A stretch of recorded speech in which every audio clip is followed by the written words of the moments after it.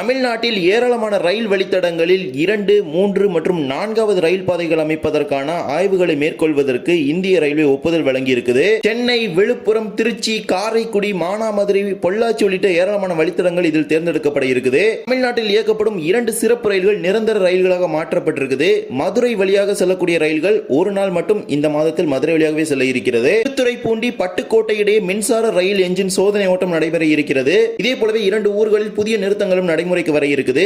வாங்க ஒன்றன் பின் ஒன்றாக இந்த வீடியோல விரிவாக பார்க்கலாம். சேனலுக்கு யாராவது புதுசா வந்தீங்கன்னா மறக்காம சப்ஸ்கிரைப் பக்கத்துல இருக்க பெல் ஐகானை போட்டுருங்க. அப்பதான் நம்ம போற ஒவ்வொரு வீடியோட நோட்டிபிகேஷன் உடனுக்குடன் வரும். வாங்க வீடியோக்குள்ள போகலாம். தெற்கு ரயில்வே சார்பாக தமிழ்நாட்டில் ஏராளமான ரயில் வழித்தடங்களில் கூடுதல் ரயில் பாதைகள் அமைப்பதற்கான ஆய்வுகளை மேற்கொள்வதற்கு இந்திய ரயில்வே வாரியம் ஒப்புதல் வழங்கி அதற்கான சாங்ஷன் கொடுத்திருக்காங்க. குறிப்பாக வருங்கால போக்குவரத்து நெரிசலை கையாளும் வகையில் ஏராளமான ரயில் வழித்தடங்களில் 3, 4வது ரயில் பாதை, இரட்டை பாதை, அதே போலவே 4 மற்றும் 5வது ரயில் பாதைகள் உள்ளிட்ட ஏராளமான ரயில் வழித்தடங்கள் அமைப்பதற்கான ஆய்வுகளை மேற்கொள்ள இருக்கிறாங்க. இதில் சில திட்டங்கள் தமிழகத்தில் தேர்ந்தெடுக்கப்பட்டிருக்குது. அந்த அனைத்து திட்டங்களுக்கும் ஃபைனல் லொகேஷன் சர்வே எடுப்பதற்கான சாங்ஷன் கொடுத்திருக்குது ministry of Indian railways. Chennai சென்ட்ரலில் இருந்து அரக்கோணம், அரக்கோணத்திலிருந்து ரேணிகுண்டா, சென்னை சென்ட்ரலில் இருந்து கூடூர் உள்ளிட்ட இந்த 3 வழித்தடங்களிலும் 5 மற்றும் 6வது ரயில் பாதைகள் அமைப்பதற்கான சாத்தியக்கூறுகள் ஃபைனல் லொகேஷன் சர்வே எடுப்பதற்கு இந்திய ரயில்வே ஒப்புதல் வழங்கியிருக்குது.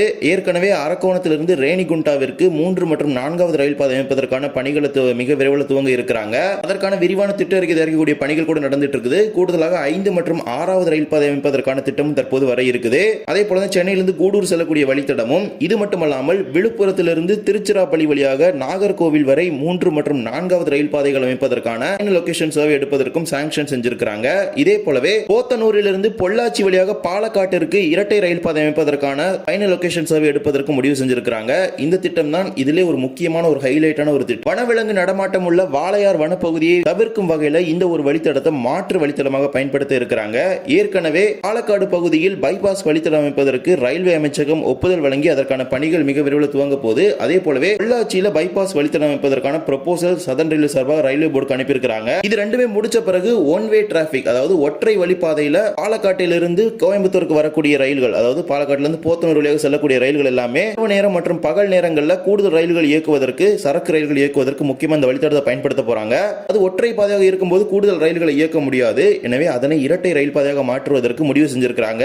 இதன் மூலமாக போத்தனூரிலிருந்து பொள்ளாச்சி, ஆனைமலை ரோடு, கொல்லங்கோடை, பாலக்காடு டவுன் வழியாக கேரள மாநிலத்திற்கு செல்லக்கூடிய ரயில்கள் எல்லாமே சென்றுவிடும். இதன் மூலமாக ஏராளமான இயக்கவியல் சிக்கல்கள் கொண்ட வாளையார் வனப்பகுதியை தவிர்த்து செல்வதற்கான ஒரு வாய்ப்பு இந்த இரட்டை ரயில் பாதை மூலமாக கிடைக்கும். இது மட்டுமல்லாமல் திருச்சிராப்பள்ளியிலிருந்து காரைக்குடி வழியாக மானாமதுரை வரையிலான ஒற்றை ரயில் பாதையை இரட்டை ரயில் பாதையாக மாற்றுவதற்கு சர்வே எடுக்க போறாங்க.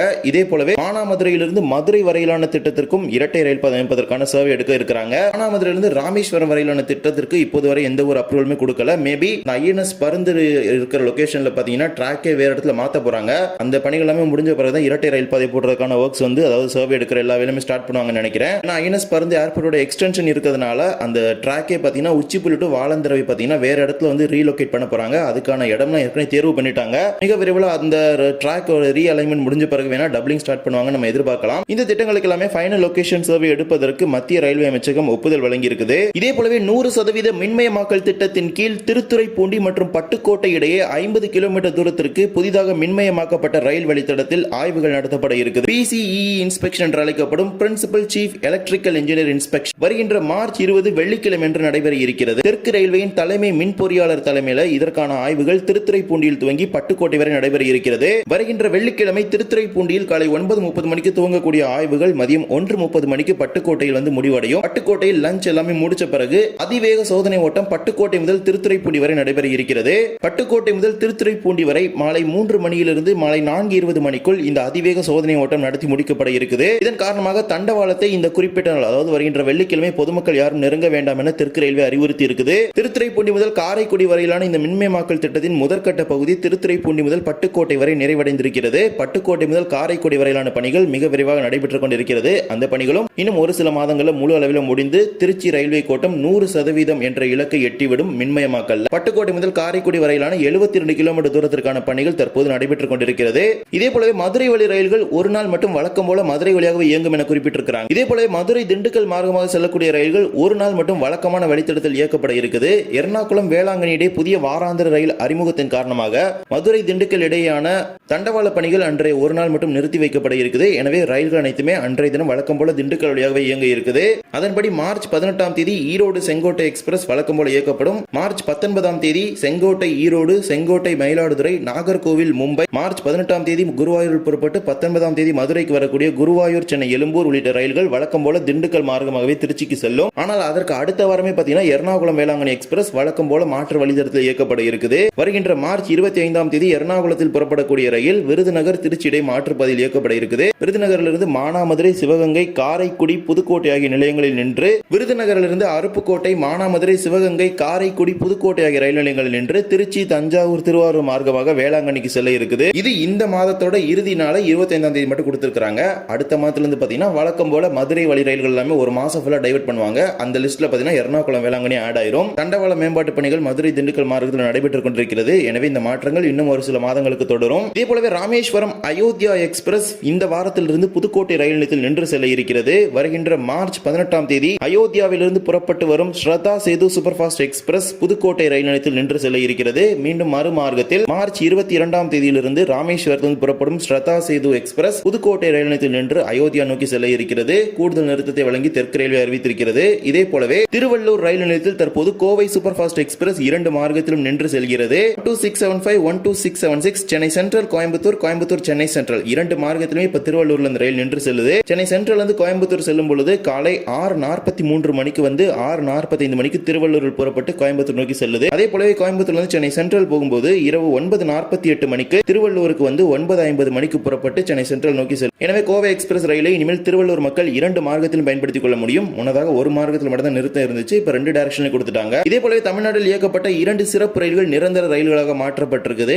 ட்ரெயின் நம்பர் 06591, 06592 அப்படிங்கிற நம்பர்ல யஷ்வந்த்பூர்ல இருந்து ஹொசூருக்கு இயக்கப்படும் மெமு சிறப்பு ரயிலை நிரந்தர ரயிலாக மாற்றாங்க. யஷ்வந்த்பூர்ல இருந்து வாரத்தில் 6 நாட்கள் காலை 6:10 மணிக்கு புறப்பட்டு 8 மணிக்கு ஹொசூர் வரக்கூடிய அந்த ரயில் மீண்டும் காலை 8:25 மணிக்கு ஹொசூரில் புறப்பட்டு காலை 10:05 மணிக்கு யஷ்வந்த்பூருக்கு போகுது.